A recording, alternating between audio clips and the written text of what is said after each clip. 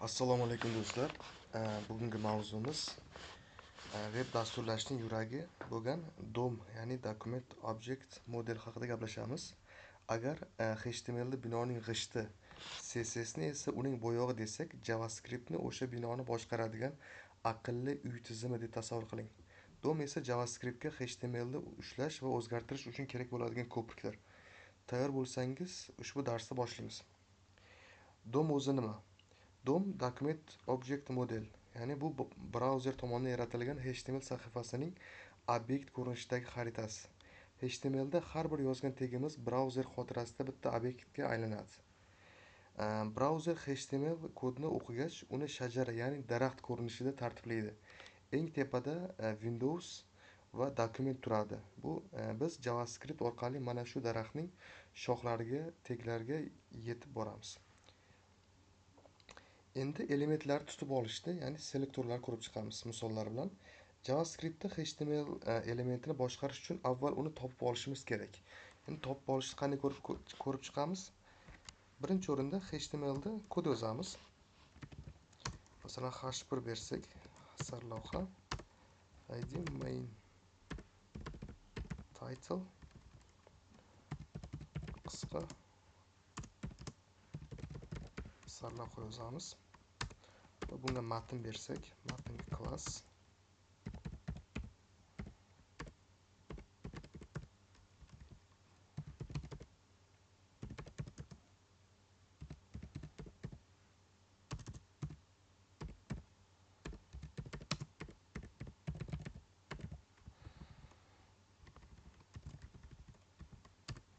bitta tugma beraylik. E'tibor bergan bo'lsalaring, hammasiga alohidadan id class berib chiqyapman. Buni JavaScript ishlatamiz chunki.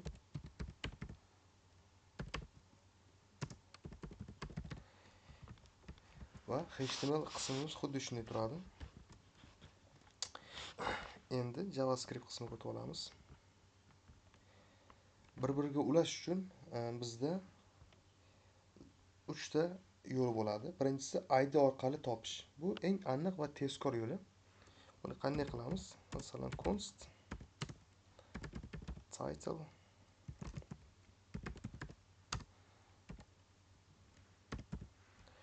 get elements by id bilan bog'lab olamiz. My title. Ya'ni bu yerda ko'rganlaringdek my title ni oldik, bu yerga qo'ydik. Ikkinchi usulimiz esa class nomi orqali, ya'ni massivga o'xshash node list qaytaradi bizga. Bu ikkinchi usulimiz bo'ladi. Masalan, bunga ham const beramiz alohida. Text bo'lsin. Documents get elements by class name. Shu kodni ishlatamiz va klassimizda nomi nima edi? Description. Buni bu yerdan kopirovat qilib olaman va buni ichiga tashlab olaman. Ko'rganlaringdek, bu ikkinchi usulimiz, ya'ni klasslar uchun. Uchinchisi esa zamonaviy universal usul, bu CSS kabi qidiradi. Ya'ni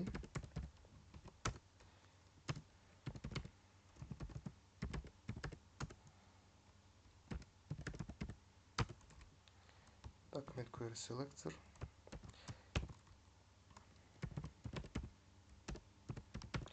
eslaringda bo'lsa, CSS da mana reshotka ishlatardik, ya'ni idlar uchun. Bu yerda ham DOM-da ham xuddi shunday qilib ishlatsak bo'ladi.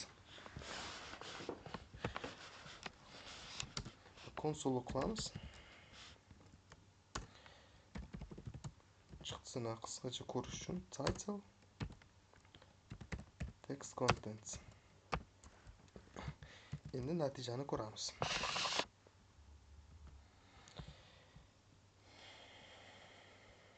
Ko'rganlaringdek konsolimizga kiramiz endi. Konsolda salom Yusuf deb chiqdi. Ya'ni kodimiz ishlayapti. Qisqa qilib tahlil qiladigan bo'lsak, get element by id bu bitta aniq element uchun ishlatiladi. Query selector esa juda aqlli, u CSS dagi kabi reshotka, ya'ni id yoki nuqta class yordamida istalgan narsani topadi. Buni bir joyga yozib olsalaring ham bo'ladi. Juda kerak bo'ladi bu narsa. Endi ikkinchi mavzumiz u kontent va stilni o'zgartirish, ya'ni manipulyatsiya qilishni o'rganamiz. Buni qanday qilamiz? Elementni ushlab oldikmi, endi uning ustida xohlagan ishimizni qilishimiz mumkin. Buning uchun alohida indeksga yozamiz. Bularni o'chirib tashlayapman.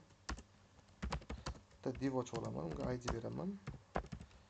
Box, unga style beramiz. Style'da width 200 pixel. Height'imiz 100 pixel bo'lsin. Backgrounds rangi gray qilsak to'g'ri keladi. Asl matn deb yozamiz. Endi JavaScript, endi buni ko'ramiz. Ko'rganlaringdek holatimiz xuddi shunday. Orqa fon va asl matn chiqdi. Endi buni JavaScriptda DOM manipulyatsiyasi bilan qarab chiqamiz. Const qutimizni olamiz. O'zgaruvchi qildik constda va query selector bilan box'imizni olamiz. Boyagi divdagi klassimizni id'imizni olamiz. Endi matnni o'zgartirish qanday qilamiz? Masalan, qutini olamiz o'zgaruvchimizda va text content bilan matn o'zgardi. Bu birinchi ishimizda. Endi ikkinchi ishimiz HTML qo'shish taglar bilan. Bularni ko'rib chiqamiz. Qanday qo'shamiz? Bunda ham xuddi shunday quti o'zgaruvchimizni olamiz. Inner HTML degan kodimiz bor, uni olamiz. Va string degan eslaringda bo'lsa kod bordi HTMLda, o'shani ishlatamiz. Yangi format deb olsam.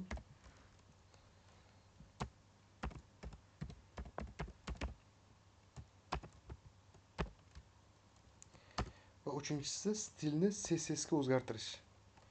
Buni ham xuddi shunday style background uzun bo'lib ketdi. Style qilamiz. Back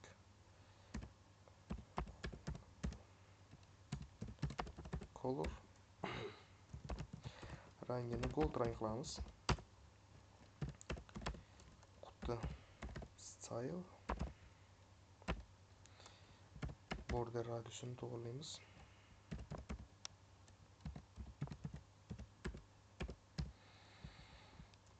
Border radius 20 pixel va paddingni to'g'rilaymiz. Paddingni o'zgartiryapman 20 pikselga. Endi ko'ramiz. Ko'rganlaringdek yangi formatimiz chiqdi. E'tibor bergan bo'lsalaring, bu yerda boshida biz asl matn deb yozgandik. Asl matn yozuvi bordi va JavaScript orqali buni yangi format qilib va qalin yozuvda yozdik. Bu yerdagi kod orqali. Va bu yerda kodimizda ozgina joy ishlamadi, ko'rib chiqamiz shuni.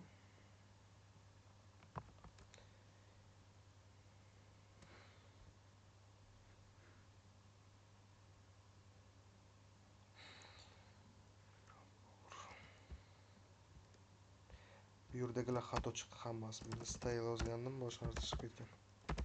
Style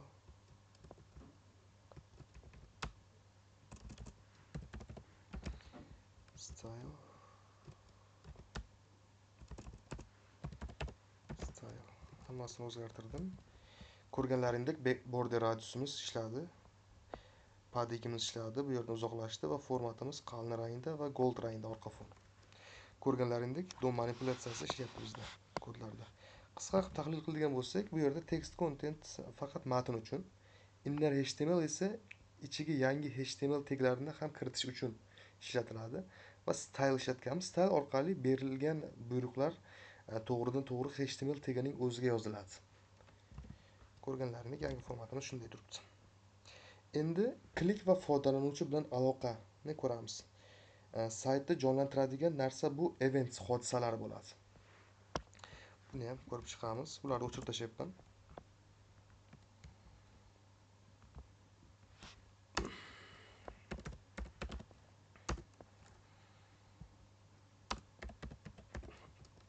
HTML kodlarini tushuntirmay o'tyapman, chunki HTML darsimizni ko'rgan bo'lsalaring, hammasini mavzularini o'rgatib chiqaman.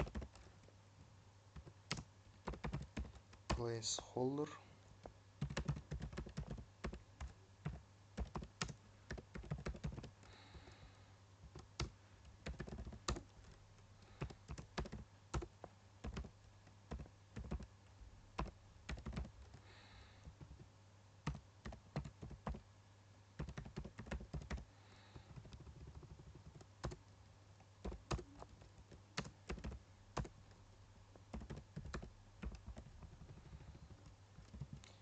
bu HTML'imiz ko'rinishi hozirgi. Endi bunga JavaScript o'tamiz. Kodlarimizni yozamiz.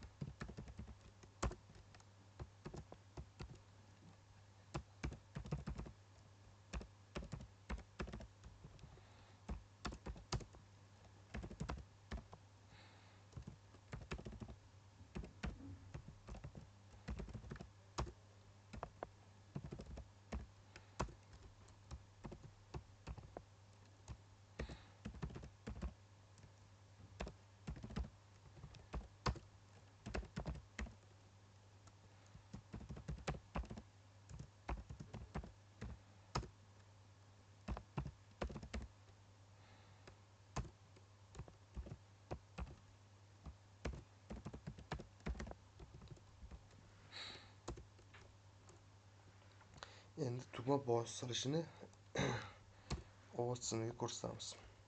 Buning uchun buttonni olamiz. Add event listener, click, yangi bitta funksiya ochamiz.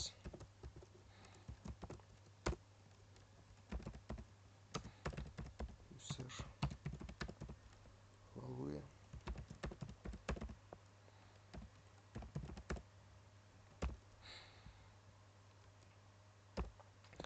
bu kod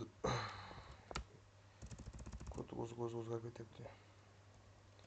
Input value o'zgarmadi endi. Bu kodimiz input ichidagi matnni olish uchun ishlatamiz. Endi if bilan davom etamiz. User value,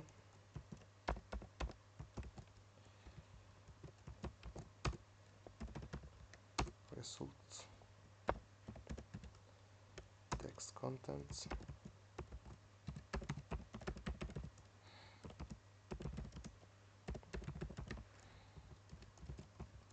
to'g'rilandi, result, style, yana o'zgarib qolyapti mana bu.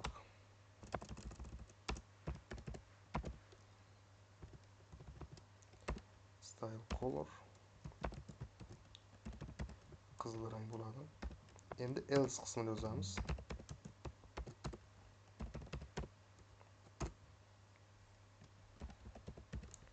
Text content beramiz va xush kelibsiz.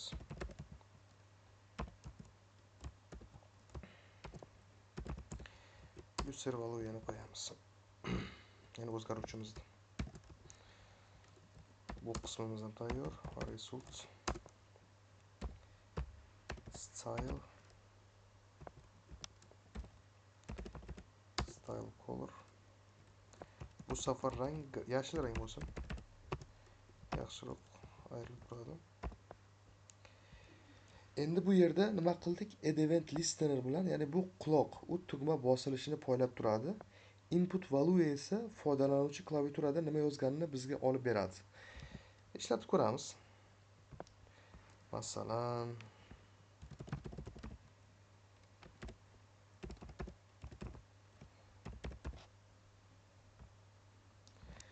ko'rganlaringdek xush kelibsiz Yusuf Tolipov developer. boshqa narsa Yusufni o'zini yozamiz. Ko'ramiz ketarmikan. Xush kelibsiz Yusuf. Ko'rganlaringdek Ali yozsalaring ham ko'rib turganlaringdek kodimiz shunday. Endi dinamik element yaratishni, ya'ni create bilan appendni ko'rib chiqamiz. Tasavvur qiling, tugma bosilganda sahifaga yangi rasm yoki yangi ro'yxat elementi qo'shilishi kerak bo'ladi. Buni HTML qismidan boshlaymiz va script qismida tayyorlaymiz loyihamizni.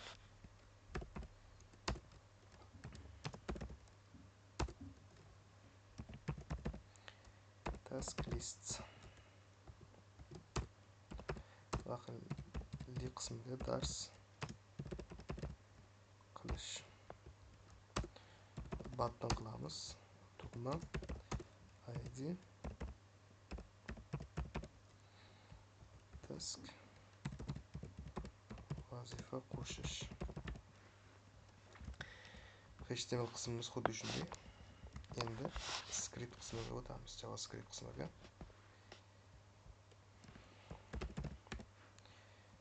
Const list o'zgaruvchisi bilan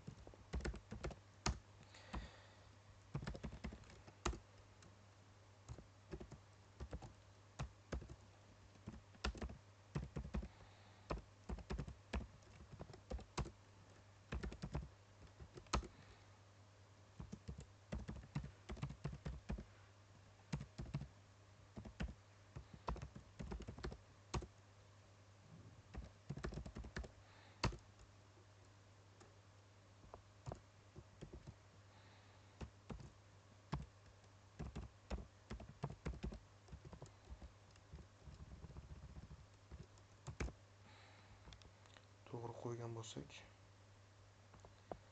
add task bor va task list bor. To'g'ri. Nima rang beryapti?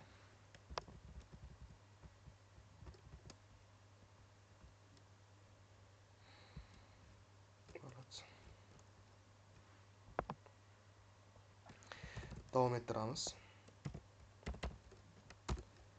Buttonini olamiz. Add event listener.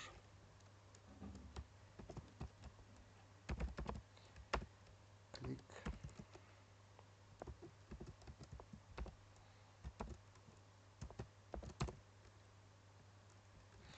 Endi yangi element yaratamiz xotira uchun.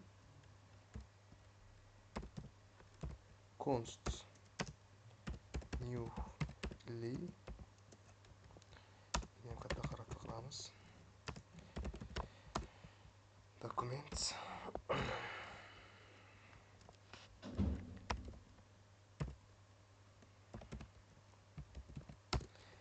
create element va bu yerdagi lini olamiz. Ko'rganlaringiz. Endi ichini to'ldiramiz. Ichini qanday qilamiz? New lini o'zgaruvchimizni ichini to'ldirish uchun text content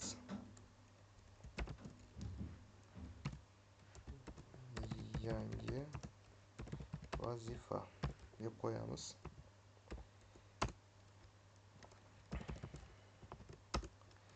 Bunga style beramiz, rang. Style color.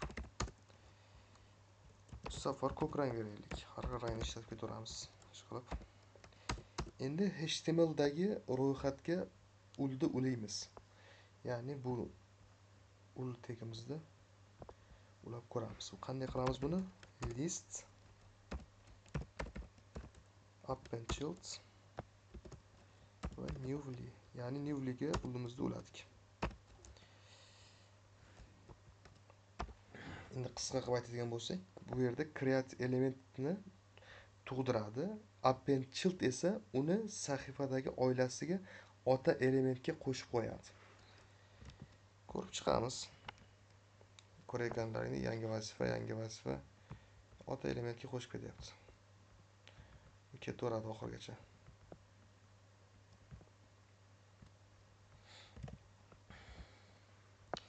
Endi bitta yakuniy master klassimizga dark light mode tizimini qilamiz.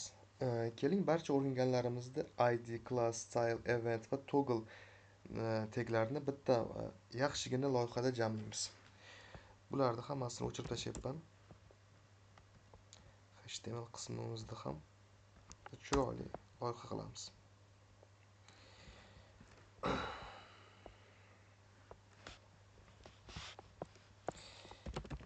Div beramiz, class card.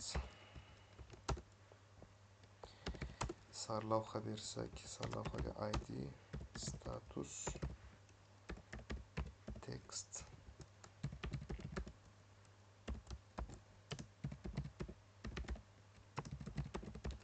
light mode uchun alohida matn,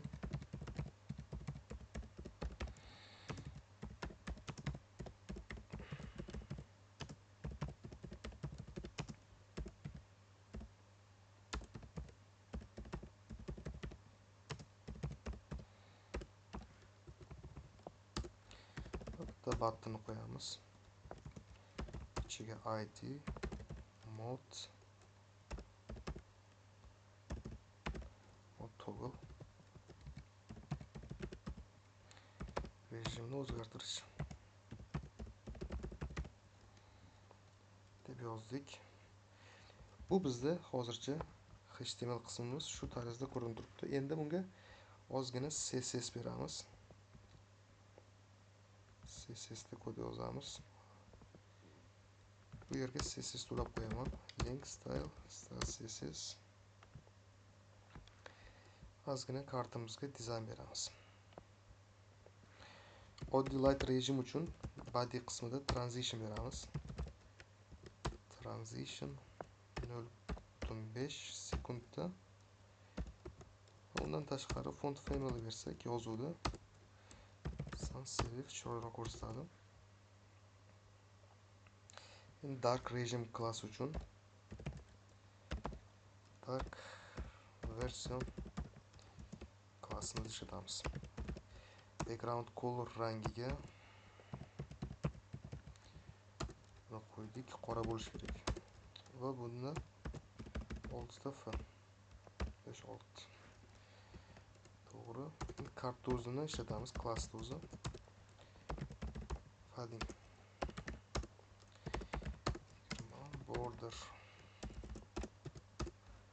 Border bilasizlar, chiziq uchun ishlatardik. 1 pixel solid. Chiziq rangi shu bo'lsin. Border radius chiziq chekkalarini doirasimon qiladi. 10 piksel unga beramiz. Ko'rganlaringdek kartamiz tayyor. Border bilan chiziq berganmiz. Yonlarida border radius 10 pikseldan aylana shaklida qildik. Endi eng qiziq joyiga keldik, ya'ni script qismiga, JavaScript qismiga. Buni rangini qanday o'zgartiramiz? Bitta tugma bilan rangni o'zgartirish. Buni ko'rib chiqamiz. Const tugma document query selector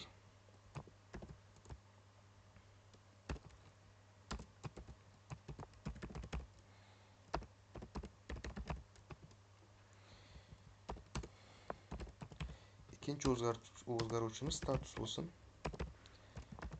Documents query selector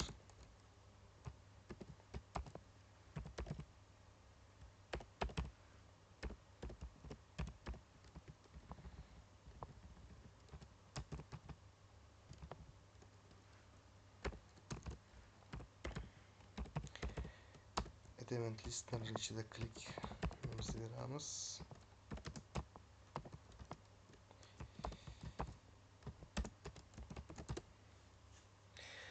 Endi bu yerda class list toggle agar class bo'lsa o'chiradi, bo'lmasa qo'shadi. Shuni ko'rib chiqamiz. Masalan, classimiz bo'lmasa qanday o'chiradi? Buni body'ning ichida nuqta class list va toggle kodini ishlatamiz. Aytib o'tganimdek, class bo'lsa o'chiradi, bo'lmasa qo'shadi. Bu shunaqa ishga bajaradi. Endi klassimizning ismi dark versionda. Dark version klassimizni yozdik. Endi holatni tekshirib sarlavhani o'zgartiramiz. Buni qanday qilamiz? If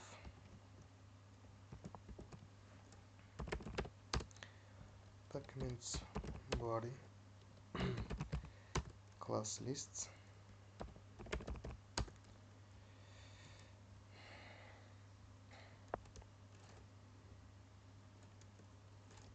Uzr, tug'ilmasdi, contain qo'yish kerak edi. Contains va classimiz dark version.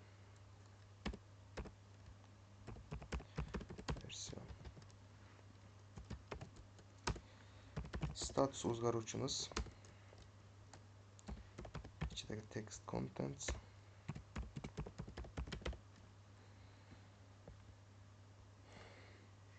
Bu yerda xato ketmayapti, to'g'rimi? Dark version. Menimcha xato yo'q.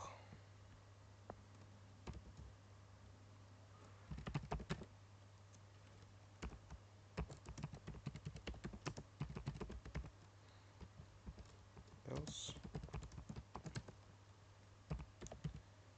status text contents.